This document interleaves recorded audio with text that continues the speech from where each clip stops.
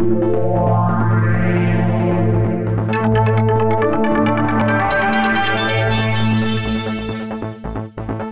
is my particular honor to invite here on stage a famous American economist and one of the world's leading experts on cryptocurrency, bitcoins, and electronic markets, Professor Susan Athey.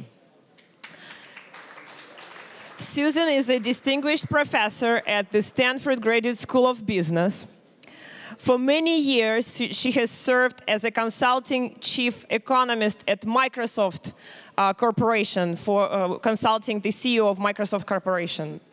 She is now on the board of directors of such companies as Ripple, Rover, Lending Club, and Expedia. In 2007, Susan received an American Economic Association's John Bates Clark Medal, which is informally known as the Nobel Prize for Young Economists. Our moderator is Alastair Goldfisher, venture capital editor at Buyouts Insider, PE Hub, and Venture Capital Journal. Thank you. Well, hi. Hello, everyone. Thanks for coming here today. Before we begin, I would love to do a quick poll in the audience to find out who's here and who's listening. So raise your hand if you're an investor. They're all up front. Raise your hand if you're, say, an entrepreneur. OK. Mostly entrepreneurs. I'm curious, too, before we begin, how many people here have used cash recently to buy something? And I have to put my hand up. OK, a little less than half. Susan, tell us, where to begin? Tell us, why are we here? We're here to discuss cryptocurrency, the blockchain, innovation. How did you get into this? What's your interest in all this?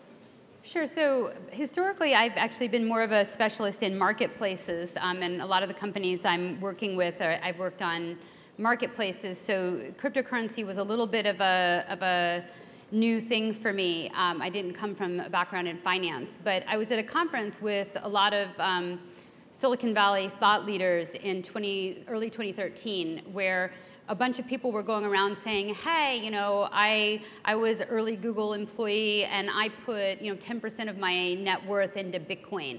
And then they were all going around and telling their friends to do that. And I looked at them and I said, you guys are bad people. You're doing a Ponzi scheme. Like, how can you do this with a straight face? And they said, no, no, no, this stuff is really, really interesting. So I kept arguing with them about it and sort of trying to convince them, that this was just tulips. And along the way, I got really excited about it and interested in it as I dug into it more intellectually and tried to really understand what was going on. So I wrote a paper that year with some colleagues. It started out as just a little white paper that got circulated around Silicon Valley, and then I ended up developing it into a research paper that tried to answer a few questions that had initially puzzled me. Some of the questions were, well, like, how could you even think about the value of a cryptocurrency from economic fundamentals? I'm an economist, so we like to think about things as having some fundamental way to think about them. And I came to think about Bitcoin as basically something that, or other cryptocurrencies, it turns out I think other cryptocurrencies might fit this model a little better, is something that can have value through its utility. And so like an initial example would be if you used a cryptocurrency to send money across borders. So, from one country to another. It could be between two financial institutions or between two end consumers. That creates a demand for the cryptocurrency. So the idea is, like, if someone wants to, if I want to send money to, say, Africa, if I buy the cryptocurrency, that's part of the demand for it. And if we had lots of people doing that, we could think about how much demand there is and think about supply and demand for the cryptocurrency. And then, so that sort of demand for the use could lead to a steady state valuation for the currency. Like if you wanted to send, $1 billion a day, and there's 1,000 units of the currency, just as an example, then each one might need to be worth $1 million. Or if there's 1 million units of the currency, each one would have to be worth $1,000. So you could start to reason about what the value could be. And then I thought about, well, okay, if we're not there yet, but people anticipate it's going to get there, then the sort of the speculation should drive the value today up to what people think the steady state value would be that's determined by supply and demand. And so that kind of really like super simple economic model helped kind of ground people, I think, and to say, okay, we actually can reason about this thing and the value of it if it had a use. And of course, another possible use case is that people think that it's a good way to store value. And that for that type of use case, you can reason about it sort of similar to gold. You could ask, why is gold more valuable than its industrial use? Well, it's because everybody believes that, you know, if other people are going to be willing to trade gold, then you can also buy it and hold it as a store of value. And that's another possible use. But one of the things that's challenging as an economist about thinking about all of this is, well, like, why gold? You know, why gold? Why silver? Why platinum and not, you know, some other metal?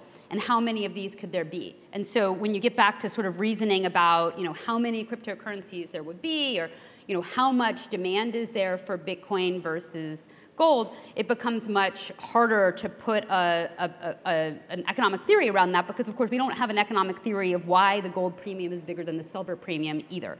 But the economic analysis is similar. These things trade at a premium because everybody believes they're a store of value. So having like done all that basic work, and I did this really back in 2013, and then sort of extending into 2014, I started speaking about this, and then I became a cryptocurrency expert early on, which was interesting. And as part of that, then I got involved with startups, and I got involved with Ripple, where I'm now on the board. So I started out as their advisor in 2013, and that then got me into, you know, the world of startups in this area. You mentioned you're a board member of Ripple. I'm curious, do you invest in any? Have you invested in any cryptocurrencies? Do you Sure. Well, you know, it's kind of embarrassing in the sense that, like, given that I was there so early, you know, at some level, like, I shouldn't be sitting here right now. I should be on my own private island, you know. But you and Draper, right? Exactly. You know, so I did invest some, but you know, as a professor, it's not crazy. And then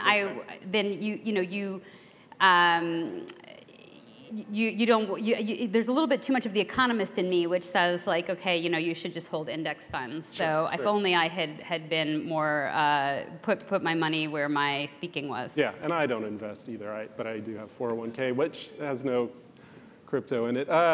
You mentioned you're a professor. So what is it you teach? You teach a crypto class. Can you tell us more, and who's attending it and that kind of thing? Sure, yeah. So generally I teach classes about things like marketplaces and platforms. I'm an economist, but they have an economic bent. And so this term we offered for the first time. I've taught about fintech classes in the past where we featured cryptocurrency back in 2015 and 2014. But this year's the first time Stanford had a GSB class that was only focused on cryptocurrency. And so in that class, we tried to lay the basic groundwork. So I just gave you a cliff notes of you know, half of one of my lectures on how to think about the valuation. We give the students a lot of background on the mechanics of how it works. My co-teacher, Katie Hahn, is a former assistant US attorney, and she actually was one of the prosecutors who brought down Silk Road and found the FBI and Secret Service agents that stole a bunch of Bitcoin. They're going to make a movie about that, so you should all watch the movie. So she's given us an inside scoop on how to think about the fintech world from the perspective of regulation. We also have people from the SEC and the DOJ come in and help the students really understand why it's hard to be a fintech startup, hard but important, and how to think about all of the regulatory environment around everything from ICOs to complying with various anti-money laundering and money service business regulation. And then we've had, of course, the usual suspects in a GSB class in terms of guest speakers. We've had people from the crypto exchanges. We've had venture capital investors and so on to really get a sense of the landscape of where the students could be starting businesses. We had the CEO of Ripple come in, which is one of the few companies that really has an operational business in this space that's sort of profitable and servicing a lot of companies with a real use case. Great, and I should mention, if there's a few minutes left at the end, we can take a Q&A. Going back to the class, what are the What are the opportunities, startup opportunities? Where do you see the innovation? Sure. So in terms of like what businesses have actually gotten traction today, so there's a few categories. I think the first thing that really got me excited about this international money movement business, is actually still one of the leading use cases. And so that's basically what Ripple is doing. Ripple is helping banks and financial institutions move money internationally instantly. And they've actually evolved. They have and this is a really common theme, I should say, in cryptocurrency, is that a company starts out thinking that they're going to be purely blockchain based, and then they find out that the problem they're trying to solve, while the blockchain beats the existing solution, there might be something else that's even better than the blockchain. So the innovation never would have happened, and you never would have gotten your investors and your customers if it wasn't blockchain. But yet, there's also problems you can solve without blockchain. So Ripple is really more of a hybrid company now, where they're selling software that allows banks to move fiat currency instantly. And we're getting little networks of banks around the world. In some regions of the world, people really hate SWIFT. So you may not realize, but it takes a long time and it's very expensive to move money, even for bank to bank across borders. So banks can, especially in regions that aren't well served by going through Citibank or JP Morgan or one of the big financial giants, can really benefit by being able to form their own direct connections or subnetworks and just move money instantly between them. And so this cryptographic software that Ripple provides allows banks to move money across multiple hops, but have it all go instantly or else all go back. And so it's cryptography based and it's blockchain inspired, but it doesn't create a record on a public blockchain, which is important to banks, and it moves really fast with high throughput, which is also what banks want. And then the cryptocurrency comes in because in a lot of corridors, it's actually, if you're a small bank or you're a remittance company, you actually pay a lot for liquidity because you're not really a very attractive customer because of KYC reasons, or maybe you're just a high maintenance customer if you're a remittance provider, so you don't get great terms from your banks. And so they can source liquidity through the cryptocurrency. So basically, all of this would be sourced through the Ripple software, but they could actually instantly have a transaction that goes from one currency into XRP, and then out of XRP into another currency, and that liquidity turns out to be cheaper than going through traditional means. And so, like Qualix is a payment provider between the U.S. and Mexico, and they're using that to lower their cost of liquidity even between the U.S. and Mexico. So that's like one big use case, and I think that is going really well, super successful. More than 100 banks signed up, and more announcing all the time that they're moving into production phases. Like all of American Express small business customers, for example, will be using the software to move money internationally. Then another big use case are the exchanges, which is related to people speculating, basically, people investing. And things like Coinbase have been super profitable through all of this investing. And so we've heard from people from Coinbase that that business has actually been really successful, and there's not a lot of options for consumers, so they're able to get a lot of volume and have really done quite well. But then, if you're not doing international money movement and you're not doing, capitalizing on the sort of speculative interest of consumers, the kind of some of the other use cases that we thought about early on have been a little bit slower to develop. Such as what? Well, so it was in when we had like these list of use cases in 2013 and 2014, we thought about things like, well, maybe in countries that didn't have good property rights, we would keep track of titles. And it would be good to move off of paper records that get lost and onto a blockchain.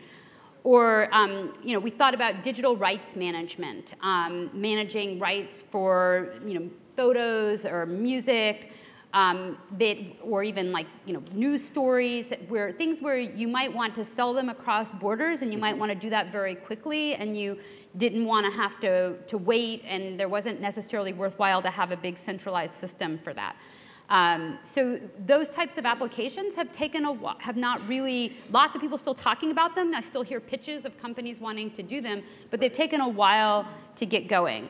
Other applications people talked about were things like trade finance, so keeping track of packages as they move through space and time.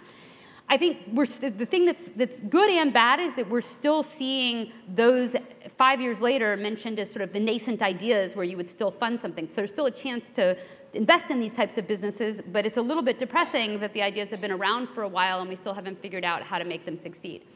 What I heard this year in terms of the investors coming into my class was a lot of investment in infrastructure still. So things, like betting on teams that are really smart and, creating kind of projects that might be useful together with something else later, rather than a lot of discussion of businesses that are getting traction and going to market and have this many customers and are really about to have a business model. We are seeing a lot of investment in sort of more, foundational stuff. Mm-hmm. Why is that? Why is it still so nascent? Why aren't we seeing other development? Is it just because we have the infrastructure? Is that basically the kind of comparison to maybe the dot-com days in the 90s? Is that? So I think there's, maybe I can pair it like two different viewpoints that we've seen from different people in my class. So I think the optimist viewpoint is like, okay, this is like the early days of the internet, and we're just sort of, we haven't even built HTTP yet, and it's just so early, and we need to build up so many things. And I think a positive analogy would be something like Uber, which really didn't come until we'd have the internet, for 15 years, but we had so many pieces of infrastructure we needed before it could really work at scale. And I think that's the thesis behind people who are investing in sort of infrastructure type businesses, is that ultimately these are going to be the people who, hit it big once other stuff builds on them. I think the negative case is that actually, while blockchain is like awe-inspiring and intellectually just so incredibly fascinating, and I still think it is, and people are coming up with even more mind-blowing ideas about things you can do when the world is operated by code, it turns out that a lot of things you want to do don't really need all of that. So, it's like you sort of think it's hard enough to start a business if you actually have a CEO. Like, how hard is it to run a business when you just have a bunch of random people kind of governing themselves, in an open source community? And of course, that can have some spectacular successes, but it can also be hard to get going that way. I see a lot of people come in, since I do marketplaces and I do crypto, I see a lot of crypto marketplaces coming across my desk, people trying to pitch me companies that, okay, it's some marketplace for, something, and we're gonna get the buyers, and we're gonna have sellers, and we're gonna connect them all on a blockchain, and there's gonna be tokens, and these tokens are gonna be so cool. All the buyers, we're gonna solve the chicken and egg problem, because the buyers are gonna want the tokens, and the sellers are gonna want the tokens, and now our marketplace is gonna be, it's not just an awesome, future monopoly marketplace, but it's also a crypto marketplace, and, and then we're gonna do an ICO, and it's gonna be awesome. And I think, I've seen I've deleted like hundreds of those emails, and I think, part of this is that it's hard to start a marketplace. It's really hard to have a good business idea. And actually, blockchain is also nascent, and it often makes things harder rather than easier getting started. And just the promise of a token is probably not enough to get a business off the ground, especially if it's something where it's hard to get chicken and egg problem solved to start with. So then I'd say the negative is that there's just a lot of people who are super excited about the technology, but don't really have an actual problem that it's solving. And so I guess if you wanted to think about a framework, what is blockchain really? It's kind of something that's very decentralized. It's got a lot of redundancy. So it's not the best way to store files. Like, you don't want to store, thousands of copies of the files and pay a lot of money for random people to be able to come and contribute to the network to store your files. It actually, like, Dropbox is just a lot more efficient. But now, if you had a great idea that had to be on the blockchain, and you really needed file storage on the blockchain, then you would pay attention to that. The blockchain allows for decentralization. It allows for anonymity. It allows for people to come and go without identity. There's some applications where that really is necessary, but there's a lot of applications where it's not. Two banks sending money to each other, they don't need to let a random person help them confirm their transaction. Like, they can trust each other. And they value throughput and privacy and at different times of security. So I guess what I would say is that a lot of people end up figuring out that they don't really need all the attributes of what's out there, and in fact, some of those things are impediments.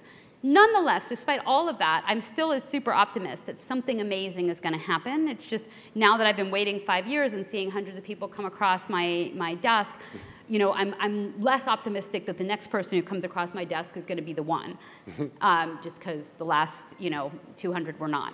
Speaking of optimism, and you sound very optimistic, but how close are we or far away are we from a cashless society? I had asked that question at the beginning, and a little less than half the room, you know, we've used cash recently.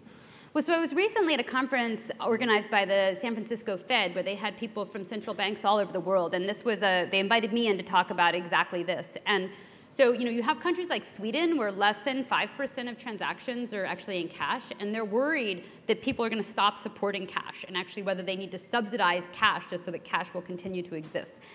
And, you know, so Sweden is thinking about whether, just hypothetically, they might want to give everybody accounts on the central bank ledger. Also, England was thinking about this, again, just from a research perspective for now.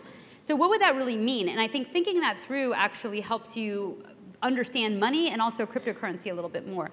So what would we do if we got rid of cash? Like, literally, then everything would be digital. We'd have to bank everybody. And if everything was truly digital, one of the functions of banks would actually no longer be necessary, because banks are, in some sense, banks today have accounts on the central bank ledger. They basically have accounts in the central bank, and then they disseminate money to the rest of the society. They provide all these services. If we just had everything digital, you could just have wallet providers provide a customer service interface, an app, basically, that would allow you to make transfers from your central bank account. Now, if you had that and everything was on that ledger, first of all, everything would be potentially surveillable. There would be no tax evasion. There would be no purchases of illicit products. And you could also have a negative interest rate. That is, you could tax savings if you wanted to stimulate the economy. All of those things would be possible if you had no cash. And so while that immediately seems kind of exciting, like, wow, no tax evasion? We could actually lower taxes a lot if we had no tax evasion. If you think about it for 5 more minutes, you think, wait a second, are we really going to have no tax evasion? Are we really going to have nobody buying drugs? You know, are we really going to have everything we do stored and kept forever by your government? Are people really going to go for that? And then you think, well, probably not. You know, so if we did get rid of cash, there would be demand, consumer demand, for some other sort of privacy-preserving currency, which then might actually make a privacy version of some private cryptocurrency that preserved a lot of privacy actually have more demand and more network effects. So governments, I think, would really have to think through how they preserve the privacy of their citizens and also what services they provided if they did get rid of cash, because they could, as an unintended consequence, actually promote, you know, alternative forms of payment for people who wanted their privacy. I have a hard time believing we would be crime-free, that no one would try to evade the taxes, or we still wouldn't know Trump's tax returns, even in this utopia. What about security concerns too, right? And yeah, well, this is actually a concern for these countries that have no cash. Right. Because you have to think about what happens if something goes down with the infrastructure and just nobody has any cash. Then your economy would grind to a halt, and actually your vulnerability to terrorism and other things would be greater without cash. So cash, in some sense, gives you a little bit of a backup system, and that's another reason you might not want to get rid of it altogether. Now, if we had, like, you know, Bitcoin or some other cryptocurrency, that could also be a backup system. So it doesn't have to be paper cash. But if people needed access to, say, the internet, and the internet went down, or they needed access to electricity, that makes it maybe less good as a backup plan. We kind of talked about why it's still nascent, but it took a long time for Uber, you mentioned, to come, you know, post the .com collapse. Do you see more failures kind of before things start to ramp up? Well, I think there are some really positive notes. So even when I think about Ripple's use case of international money movement, one of the things you need to have people use cryptocurrency to move internationally is you have to get past regulatory hurdles, educational hurdles, boards of directors, legal departments of banks. Amazingly, that has been going better than expected. Partly because a lot of banks and central banks want to learn, and they're like, what's a real legitimate thing I can do to try? And this is one of the things they can try. So they're actually pushing things through faster because it's new, not slower. On the negative side is that if you want to use cryptocurrency for liquidity, you have to have really tight spreads. You have to have a lot of thick markets in order to be able to move a lot of money, to buy and sell at low friction. All of the interest, the speculative interest, has actually made these things the trading volume has gotten quite high. So like over Christmas, XRP had $4 billion days. In one day, $4 billion transacted on an exchange over multiple days. So with that kind of liquidity, it actually brings the cost down. So I think some of those things have been maturing, and also the education of all of the regulators has gone way up. So I think in some ways, some of the challenges have been overcome, but you still have to have if you want to have a good business, you have to have a good business idea and a business model, and that's just hard. That's hard whether you're on the internet or you're a mobile app or you're on blockchain, and I think maybe people, maybe underappreciated that early on. Okay, very good. I think I lied. Looks like we're out of time, so maybe we don't have any Q&A, but just your final... Wait, sorry. Okay. I'm not out of time. Great. I'm happy to take a question. Is there a question in the audience? I see someone with a microphone. You, sir. Can you stand up? So how would, if governments adopt cryptocurrencies like... You have a microphone there. So my question is, if governments adopt Bitcoin as the standard currency, it's no cash, just Bitcoin and cryptocurrencies, how would monetary policy work? How would governments stimulate monetary policy in that regard? So actually, I don't know that most governments are not thinking about adopting Bitcoin. So they would still issue their own fiat currency. It's just the form would be different. So it might be kept track of in some kind of ledger. It could be a more decentralized ledger or a less decentralized ledger. I think when governments are talking about it, they're talking about using technology inspired by Bitcoin, but not actually using Bitcoin as a national currency. And so then monetary policy would work the same way that it did before, with one exception. You have a new instrument. Today, you can't tax savings, because then people would just pull all their money out of banks and dollar bills and hold on to them. If everything was digital, you could force people to spend by saying every day that you leave this money in the bank, I'm going to burn part of it. And Japan would have liked to do that at many points in time. They weren't able to stimulate their economy enough. They couldn't make people spend. So that would be the big difference. The government would have more power, not less power. How close do you think we are to a government adopting a cryptocurrency, like his question? Yeah. Well, so I mean, as I mentioned, there's a couple of central banks that are pretty far along in thinking about it. But I think my personal prediction is that at some point, people will realize all the implications and they'll kind of freak out about them. And then we'll get stuck for a while on that path. Well, no one in this room, of course. There's another question. Yes, sir. Yes, please. From the infrastructure point of view concerning payments and cryptos and financial inclusion, what are the main bottlenecks today, you think, and what should be really done in the industry, speaking about payment gateways, end-to-end devices, to make it really public, not crypto club, but really crypto world using it? What are the main impediments? Yes. Yeah, so I think the thing that really got me excited on day one of all of this was the idea that we could do better financial inclusion. And really, there's two parts of that. One is that actually in high inflation parts of the world, the rich can protect their money by buying assets and buying, apartments in downtown Palo Alto or London or wherever they want to buy them. The poor have a much harder time protecting their assets. So one thing that cryptocurrency can do is that anybody anywhere in the world could buy cryptocurrency. Once you have cryptocurrency, you can move it onto an exchange. So someone in Venezuela could just meet someone in a coffee shop, exchange cash for Bitcoin, take that Bitcoin, send it to Bitstamp, as long as it's not too much, they could sell the Bitcoin on Bitstamp and buy dollars. So at that point, somebody in Venezuela has a US dollar bank account held by the Bitstamp crypto exchange. And as long as it's less than a few $1,000s, they don't need a lot of identity or other verification for that. So it really makes, it expands access to international financial markets. So I would say just broadly that you can't put that back away. And you can't shut down Bitcoin because there's not like a central Google server. So essentially everybody has access to that. And also remittances can also today can occur. Somebody can buy Bitcoin, send it to someone else, and they can take it out. So you can move money internationally today. But it hasn't really gone in big. And so I think part of that is just getting everything to be stable and liquid. And part of it is that, and I've had students come in and want to start businesses, is that the big impediment to starting a remittance business is not just how cheap is it to send money. It's actually having all the retail presence to take in the funds and to disperse the funds.